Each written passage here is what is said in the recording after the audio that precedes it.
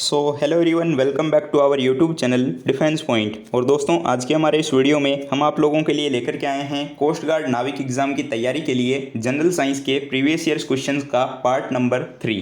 दोस्तों, इससे पहले भी जो है हमने आपको 2 पार्ट प्रोवाइड करवा दिए हैं, तो अगर आप लोगों ने अभी तक उन वीडियोस को नहीं देखा है तो उनकी भी लिंक आपको इसी वीडियो के नीचे डिस्क्रिप्शन बॉक्स में दी गई है। और अगर आप लोग चैनल के ऊपर पहली बार विजिट कर रहे हैं तो इसको सब्सक्राइब कर लें और बेल आइकन को प्रेस कर लें ताकि आप लोगों को हमारे द्वारा दिए जाने वाले सभी अपडेट्स मिलते रहें। तो चलिए शुरू करते हैं आज का ये वीडियो बिना किसी देरी के। तो देखिए, फर्स्ट क्वेश्चन जो कि आपको दिया गया है कि पृथ्वी पर किसी वस्तु का पलायन वेग कितना होता है, यानी कि the escape velocity for any object on the earth is. तो यहाँ पर 4 ऑप्शंस आपको दिए गए हैं और दोस्तों करेक्ट आंसर की बात करें तो यहाँ पर राइट आंसर हो जाएगा आपका ऑप्शन नंबर डी, 11.2 किलोमीटर पर सेकेंड। यानी कि पृथ्वी का जो पलायन वेग है वो आपके 11.2 किलोमीटर पर सेकेंड होता है, जिसका मतलब ये है कि इससे अधिक वेग रखने पर जो है अगर किसी भी वस्तु को या फिर किसी भी चीज़ को जो है ऊपर की ओर फेंका जाए तो वो जो है पृथ्वी ग्रह को छोड़ करके सौरमंडल के दूसरे ग्रह की ओर जा सकती है। अब देखिए प्रश्न संख्या 2, और यहाँ पर आपको क्वेश्चन दिया गया है कि फ्यूज़ तार जो है ये कौन से आधार पर कार्य करते हैं, यानी कि जो फ्यूज़ तार होते हैं वो कौन से सिद्धांत पर काम करते हैं, ये पूछा जा रहा है। तो 4 ऑप्शंस दोस्तों आपको यहाँ पर दिए हुए हैं कि धारा का चुंबकीय प्रभाव, धारा का रासायनिक प्रभाव, धारा का ऊष्मीय प्रभाव या फिर विद्युत चुंबकीय प्रेरण। तो दोस्तों यहाँ पर जो है आपका करेक्ट आंसर हो जाएगा ऑप्शन नंबर सी, धारा का ऊष्मीय प्रभाव। ठीक है, तो चलिए अब हम बात कर लेते हैं आपके फ्यूज़ तार के बारे में। तो यहाँ से जो है एक क्वेश्चन और पूछा जाता है कि फ्यूज़ तार जो है वो किसके द्वारा बनाए जाते हैं। तो फ्यूज़ तार जो है ये टिन और लेड की मिश्र धातु के द्वारा बनाए जाते हैं और इनका काम होता है इलेक्ट्रिक सर्किट को बचाए रखना। ठीक है, और इनका जो गलनांक है वो काफ़ी ज़्यादा कम होता है। ठीक है, चलिए अब देखिए प्रश्न संख्या 3, और यहाँ पर क्वेश्चन दिया गया है कि ऊष्मा संचरण की कौन सी विधि के द्वारा सूर्य से उत्सर्जित ऊष्मा पृथ्वी तक पहुंचती है। तो ये क्वेश्चन शायद मैंने आपको पहले भी करवाया है और काफ़ी बार जो है एग्जाम में रिपीट भी हुआ है। तो ऑप्शंस दिए गए हैं संवहन, चालन, विकिरण या फिर ऑप्शन नंबर डी, संवहन और चालन दोनों। तो दोस्तों हम लोग जानते हैं कि ऊष्मा के स्थानांतरण की 3 विधियां होती है, जैसे कि चालन, संवहन और विकिरण। ठीक है, तो अब यहाँ पर क्वेश्चन में पूछा जा रहा है कि सूर्य से उत्सर्जित जो ऊष्मा है ये पृथ्वी तक कैसे पहुँचती है। तो दोस्तों यहाँ पे जो है आपका करेक्ट आंसर हो जाएगा ऑप्शन नंबर सी, रेडिएशन यानी कि विकिरण। ठीक है, चलिए। और हाँ दोस्तों, साथ ही जो है मैं आप लोगों को बताना चाहूँगा दोस्तों, टेक्स्ट बुक पर जो है आपकी हैवी डिमांड की वजह से अभी टेक्स्ट बुक पास आप लोगों को 7 दिनों के लिए फ्री ऑफ कॉस्ट दिया जा रहा है न्यू यूजर्स के लिए। तो दोस्तों अगर आप लोग जो है डिफेंस के किसी भी एग्जाम की तैयारी कर रहे हो तो दोस्तों अभी आप लोग जो है टेक्स्ट बुक पास को फ्री ऑफ कॉस्ट एक्सेस कर सकते हो 7 दिनों के लिए। ये एक बहुत ही सुनहरा मौका है। यहाँ पर आप लोगों को डिफेंस के सभी एग्जाम्स के लिए एक्सेस मिल जाएगा, जिसमें कि आप लोग प्रीमियम मॉक टेस्ट को जो है फ्री ऑफ कॉस्ट एक्सेस कर पाओगे और साथ ही जो है आप लोग प्रीवियस ईयर्स क्वेश्चंस को भी यूज़ कर पाओगे, यानी कि प्रीवियस ईयर्स क्वेश्चंस को भी आप लोग यहाँ से देख सकते हैं। तो दोस्तों इसके लिए लिंक आपको वीडियो के नीचे डिस्क्रिप्शन बॉक्स में दी गई है और इनरोल करते टाइम आप लोग हमारा कूपन कोड DP7 यूज़ करना बिल्कुल भी मत भूलिएगा, क्योंकि इस कोड के बिना जो है आप लोग इस पास को अनलॉक नहीं कर पाओगे। और दोस्तों ये एक जो है लिमिटेड टाइम ऑफर है, तो आप लोग जो है वक्त रहता है इसका फ़ायदा ज़रूर से उठा लीजिएगा और कूपन कोड DP7 यूज़ करना बिल्कुल भी मत भूलिएगा, क्योंकि इसके बिना जो है आप लोगों का पास अनलॉक नहीं होगा। ठीक है, चलिए अब बढ़ते हैं नेक्स्ट क्वेश्चन की ओर।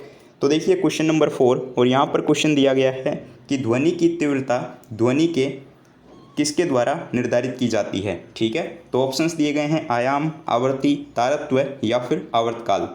तो देखिए दोस्तों, ध्वनि की तीव्रता जो होती है ना ये आयाम के ऊपर निर्भर करती है, यानी कि एम्पलीट्यूड के ऊपर। तो यहाँ पे जो है आपके करेक्ट आंसर हो जाएगा ऑप्शन नंबर ए, आयाम। ठीक है, हम लोग जानते हैं कि ध्वनि जो है ये आपके एक अनुदैर्ध्य यांत्रिक तरंग होती है जो कि अपने प्रसार माध्यम में जो है संपीड़न और विरलन बना करके फैलती रहती है। इसका मतलब ये है कि आयाम जितना अधिक होगा ध्वनि की प्रबलता उतनी ही अधिक होती है। ठीक है, अब देखिए प्रश्न संख्या 5, और यहाँ पे क्वेश्चन दिया गया है कि अंतर्राष्ट्रीय मात्रक पद्धति में जो है पास्कल जो होता है ये किसका मात्रक होता है। ठीक है, काफ़ी सिंपल क्वेश्चन है। आई होप आप सभी लोगों को जो है इसका आंसर पता होगा। तो यहाँ पे दोस्तों आपका करेक्ट आंसर हो जाता है ऑप्शन नंबर ए, प्रेशर यानी कि दाब। नाउ क्वेश्चन नंबर 6, और यहाँ पे क्वेश्चन दिया गया है कि सूर्य का मुख्य घटक क्या होता है। ठीक है, ऑप्शंस दिए गए हैं ऑक्सीजन, हीलियम, हाइड्रोजन और मीथेन। ठीक है, तो दोस्तों वैसे तो हम सभी लोग जानते हैं कि सूर्य जो है ये एक प्रकार का गैसीय गोला है। ठीक है, यानी कि इसके चारों ओर गैसें पाई जाती है, जिसमें कि मुख्य रूप से जो है हाइड्रोजन गैस पाई जाती है। ठीक है, तो यहाँ पर दोस्तों आपका करेक्ट आंसर क्या हो जाएगा, हाइड्रोजन। और अब अगर बात करें कि हाइड्रोजन जो है ये कितनी मात्रा में पाई जाती है, तो दोस्तों हाइड्रोजन जो है वो 71% पाई जाती है, और दूसरे नंबर पर आती है हीलियम। ठीक है, जो कि 26.5% पाई जाती है। ठीक है, और एक चीज़ याद रखिएगा, क्वेश्चन पूछा गया था कि सूर्य का जो केंद्रीय भाग होता है वो क्या कहलाता है, तो आप लोग याद रखेंगे सूर्य का जो केंद्रीय भाग है वो क्रोड कहलाता है, और जो सूर्य की बाहरी सतह होती है ना उसका तापमान होता है 6000 डिग्री सेल्सियस। ठीक है, नाउ क्वेश्चन नंबर 7, और यहाँ पे क्वेश्चन दिया गया है कि निम्नलिखित में से कौन सा पदार्थ जो है वो काले और सफ़ेद रंग की फोटोग्राफी में उपयोग में लिया जाता है। यानी कि जो ब्लैक एंड वाइट फोटोग्राफी होती है ना उसमें इनमें से कौन सा पदार्थ यूज़ में लिया जाता है। काफ़ी इंपॉर्टेंट क्वेश्चन है, एयरफोर्स, नेवी और कोस्ट गार्ड तीनों में रिपीट हो चुका है, तो ध्यान रखिएगा। 4 ऑप्शंस आपको दिए गए हैं, calcium hydroxide, calcium nitrate, sodium chloride या फिर सिल्वर ब्रोमाइड। तो देखिए दोस्तों, ब्लैक एंड वाइट फोटोग्राफी जो होती है ना इसके अंदर सिल्वर ब्रोमाइड को प्रयोग में लिया जाता है। ठीक है, तो राइट आंसर हो जाएगा option number D, silver bromide. इसके अलावा देखिए कृत्रिम वर्षा जो होती है ना यानी कि आर्टिफिशियल रेन, उसमें भी जो है सिल्वर आयोडाइड को यूज़ में लिया जाता है, तो आप लोग जो है इसको भी ध्यान में रखेंगे। ठीक है, और सिल्वर नाइट्रेट जो होती है ना, ठीक है, उसको क्या कहा जाता है ये भी पूछा गया था एक बार एग्जाम में, तो याद रखेंगे सिल्वर नाइट्रेट को जो है लूनर कास्टिक भी कहा जाता है। ठीक है, ये जो है आपके रेलवे एग्जाम के लिए भी काफ़ी इंपॉर्टेंट क्वेश्चन है अगर आप लोगों ने फॉर्म भरा हो। ठीक है, नाउ क्वेश्चन नंबर 8, और यहाँ पे क्वेश्चन दिया गया है कि कास्टिक चूना को जो है रासायनिक रूप से क्या कहा जाता है। ठीक है, ऑप्शंस दिए गए हैं, calcium hydroxide, sodium hydroxide, calcium carbonate या फिर सोडियम नाइट्रेट।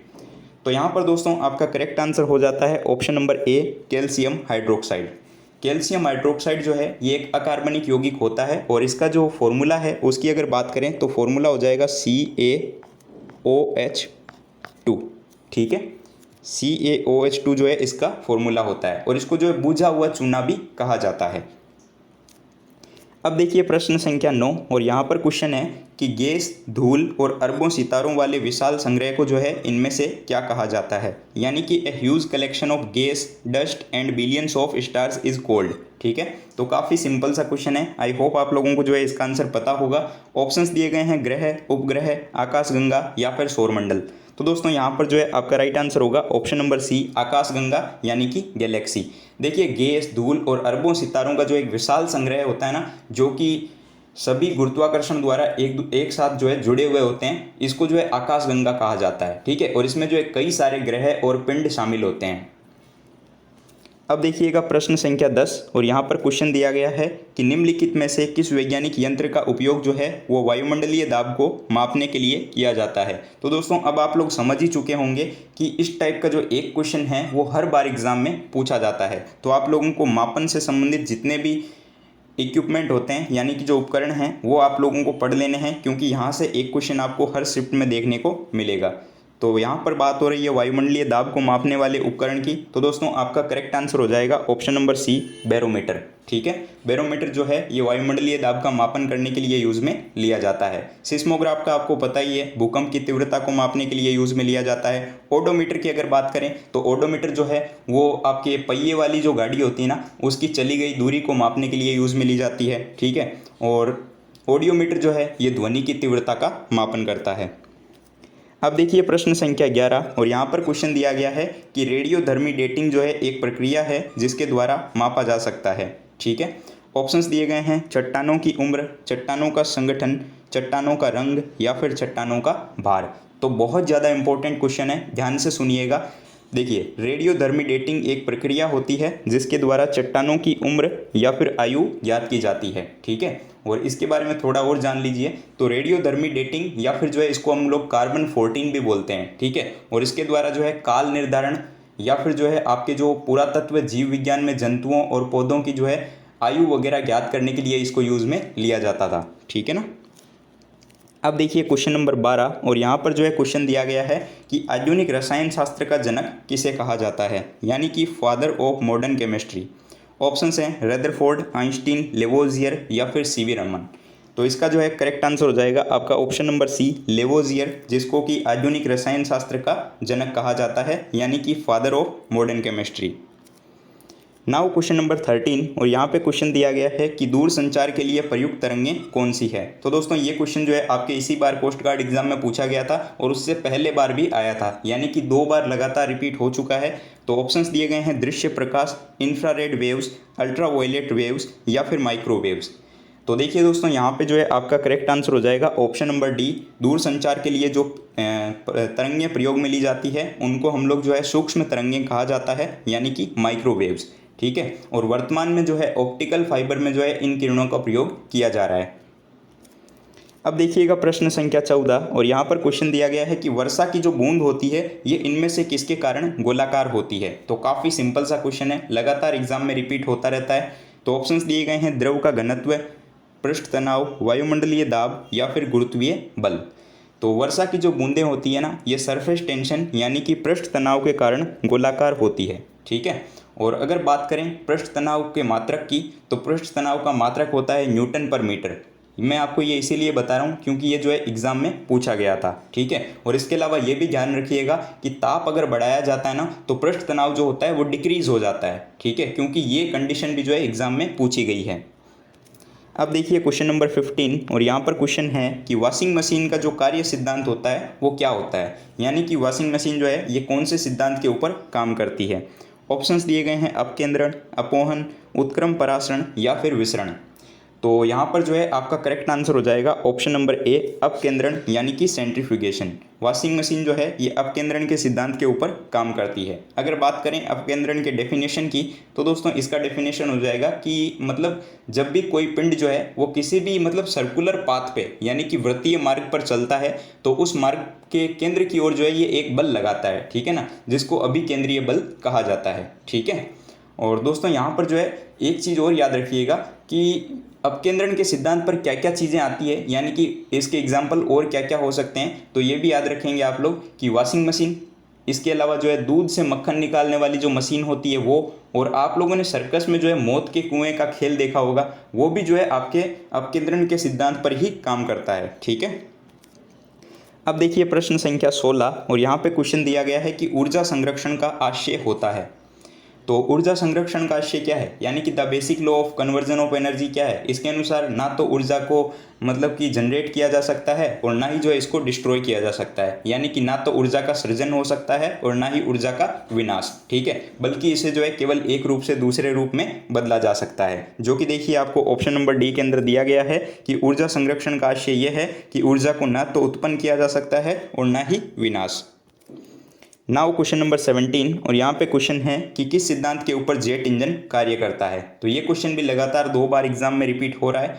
तो देखिए ऑप्शंस दिए गए हैं रैखिक संवेग संरक्षण, कोणीय संवेग संरक्षण, ऊर्जा संरक्षण या फिर द्रव्यमान संरक्षण। तो यहाँ पर दोस्तों आपका करेक्ट आंसर हो जाएगा option number A, linear momentum. एक जेट इंजन जो होता है ये आपके लीनियर मोमेंटम के प्रिंसिपल के ऊपर काम करता है। ठीक है, और जेट इंजन की खोज किसने की थी, तो जेट इंजन की खोज जो है वो फ्रैंक विट्टल के द्वारा की गई थी। अब देखिए दोस्तों प्रश्न संख्या 18, और यहाँ पर जो है आपको क्वेश्चन दिया गया है कि हवाई जहाज से यात्रा करते समय पेन से स्याही निकलने लगती है, इसके पीछे क्या कारण है। तो दोस्तों इससे पहले जो हमारा वीडियो था उसमें मैंने आपको बताया था कि अक्सर जो है हवाई जहाज में यात्रा करते समय यात्रियों के नाक से खून आने लग जाता है, तो उसका आंसर भी दोस्तों यही होगा। ठीक है, तो यहाँ पर देखिए 4 ऑप्शंस दिए गए हैं, वायुदाब में कमी के कारण, वायुदाब में वृद्धि के कारण, स्याही के आयतन में वृद्धि के कारण या फिर अत्यधिक भार के कारण। तो यहाँ पर जो है आपका करेक्ट आंसर हो जाएगा ऑप्शन नंबर ए, वायुदाब में कमी के कारण, यानी कि due to decrease in air pressure, जिससे कि पेन जो है उससे स्याही बाहर निकलने लग जाती है। और इसको जो है और अच्छे से अगर आप लोग समझना चाहते हैं तो सुन लीजिए कि अधिक ऊंचाई पर जाने पर जो है क्या होता है कि दाब जो है वो कम होने लग जाता है। ठीक है, और इस कारण से जो है ऊंचाई पर पहुंचने पर बाहर के दबाव और पेन के अंदर जो स्याही का दबाव होता है ना, उनके बीच में बैलेंस जो है वो बिगड़ जाता है, और पेन के अंदर जो स्याही का दाब है वो अधिक होने के कारण जो है ये बाहर की ओर निकल आता है। ठीक है, तो इस कारण से जो है हवाई जहाज से यात्रा करते समय पेन से जो है स्याही निकलने लगती है। अब देखिए प्रश्न संख्या 19, और यहाँ पर क्वेश्चन दिया गया है कि फेदोमीटर का उपयोग जो है ये किसे नापने के लिए किया जाता है। ऑप्शंस हैं भूकंप, वर्षा, समुद्र की गहराई या फिर ध्वनि तीव्रता। तो फेदोमीटर का उपयोग जो है ये आपके समुद्र की गहराई को मापने के लिए यानी कि डेप्थ ऑफ सी को मेजर करने के लिए यूज़ में लिया जाता है। ठीक है, तो राइट आंसर हो जाएगा आपका ऑप्शन नंबर सी। बात करें अगर बाकी के ऑप्शंस को लेकर के, तो आपको पता है कि भूकंप की तीव्रता का मापन जो है वो सीस्मोग्राफ के द्वारा किया जाता है, और वर्षा का जो मापन है वो रेन गेज के द्वारा किया जाता है, और ध्वनि की तीव्रता का मापन जो है वो ऑडियोमीटर के द्वारा किया जाता है। ठीक है, अब देखिए दोस्तों प्रश्न संख्या 20, जो कि आज के इस वीडियो सीरीज का लास्ट क्वेश्चन है। तो क्वेश्चन दिया गया है कि पारे का साधारणतया जो है तापमापी यंत्रों में प्रयोग किया जाता है क्योंकि इसकी विशेषता होती है। ऑप्शंस हैं उच्च घनत्व, उच्च द्रव्यता, उच्च संचालन शक्ति या फिर उच्च विशिष्ट शक्ति।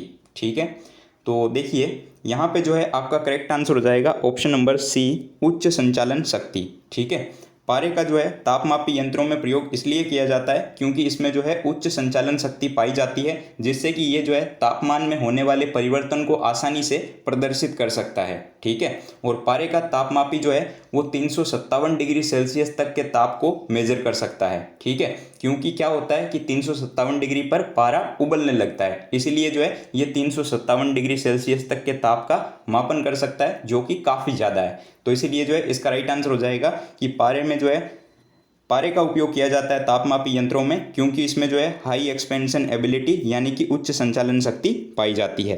तो आई होप कि आप लोगों को जो है सारे के सारे क्वेश्चन समझ में आ गए होंगे। तो दोस्तों अब एक क्वेश्चन आप लोगों के लिए है क्वेश्चन फॉर यू सीरीज़ में, जैसा कि हमारे हर वीडियो में होता है। तो आपके लिए क्वेश्चन है कि विद्युत धारा जो है ये किस उपकरण के द्वारा मापी जाती है। आपके लिए ऑप्शंस हैं वोल्ट मीटर, एमीटर, वोल्टामीटर या फिर पोटेंशियोमीटर। तो दोस्तों इसका जो भी राइट आंसर होगा आप लोगों को नीचे कमेंट बॉक्स में कमेंट करके बताना है। और अगर आप लोग दोस्तों इन क्वेश्चंस की पीडीएफ को पाना चाहते हैं तो इसके लिए जो है आप लोग हमारे टेलीग्राम ग्रुप को ज्वाइन कर सकते हैं। उसकी लिंक भी आप लोगों को इसी वीडियो के नीचे डिस्क्रिप्शन बॉक्स में दी गई है। तो दोस्तों अगर आप लोगों को वीडियो पसंद आया हो तो वीडियो को लाइक ज़रूर से कीजिएगा, चैनल पर नए हो तो सब्सक्राइब कीजिएगा और अपने दोस्तों के साथ में शेयर करना बिल्कुल भी मत भूलिएगा। मिलते हैं हमारे एक नए वीडियो के साथ में, तब तक के लिए जय Hind and thank you so much for watching this video.